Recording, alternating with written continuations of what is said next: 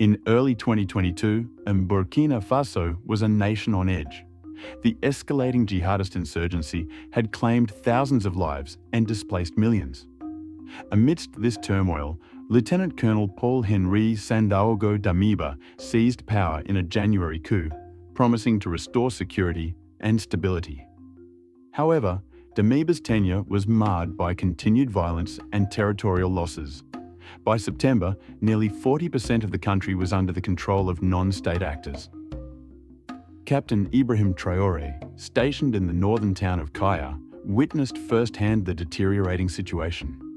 Reports indicate that Traoré and other officers grew disillusioned with Damiba's leadership, accusing him of neglecting the fight against insurgents and pursuing personal ambitions. Traoré, associated with the elite Cobra unit, became the voice of frustrated soldiers. The tipping point came on September 26th, when insurgents ambushed a supply convoy near Djibo, killing 11 soldiers and kidnapping 50 civilians. On September 30th, 2022, Traoré and his allies launched a coup, deposing Damiba. They cited the government's failure to address the security crisis as the primary reason. Traoré suspended the constitution, dissolved the transitional government, and was declared the new head of state. His rise was met with mixed reactions. While some Burkinabés celebrated, international bodies like the African Union and ECOWAS condemned the coup. At 34, Captain Ibrahim Traoré became the world's youngest head of state. His ascent marked a new chapter in Burkina Faso's turbulent history, with hopes pinned on his promise to restore security and sovereignty. After seizing power in September 2022, Captain Ibrahim Traoré faced the monumental task of steering Burkina Faso through a period of profound instability. His leadership would be marked by bold reforms, shifting alliances, and a relentless pursuit of national sovereignty. One of Traoré's most significant moves was the nationalization of key industrial mines. In April 2025, Prime Minister Jean-Emmanuel Ouédraogo announced plans to nationalize more foreign-owned industrial mines, aiming to increase the nation's share of revenue from resource exploitation. This initiative built upon the revised mining code enacted the previous year and the establishment of the state mining company, Société de Participation Minière du Burkina, SOPAMIB. SOPAMIB had already taken control of 2 industrial gold mines previously owned by Endeavour Mining. The reforms aimed to maximize gold revenues and revitalize an economy weakened by insecurity. Traoré's government also focused on strengthening the military. In April 2023, he declared a general mobilization of the population to support the military as rebel forces continued to increase the rate of their attacks. Traoré publicly pledged to reconquer all rebel-held areas and stated that there would be no negotiations until the insurgency had been greatly weakened.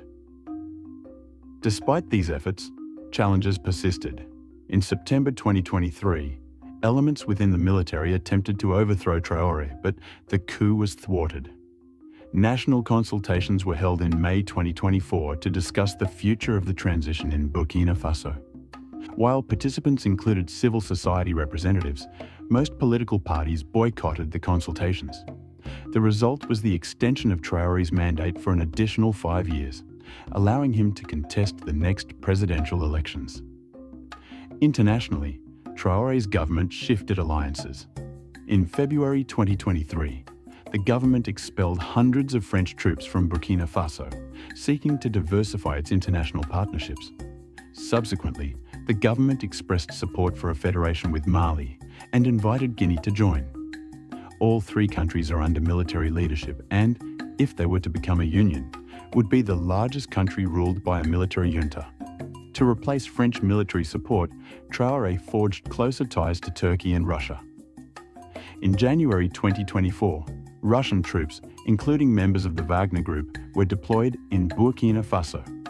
Traoré denied direct collaboration with Wagner, stating that "our Wagner are the VDP," referencing the Volunteers for the Defense of the Homeland. Domestically, Traoré's popularity remained strong among certain segments of the population.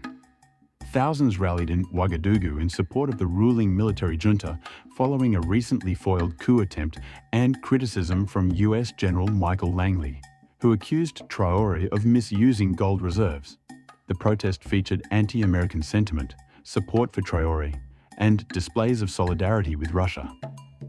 As Captain Ibrahim Traoré continues to navigate the complexities of governance, his actions have redefined Burkina Faso's political landscape. His tenure reflects a blend of assertive reforms, strategic alliances, and a commitment to national sovereignty, leaving an indelible mark on the nation's history.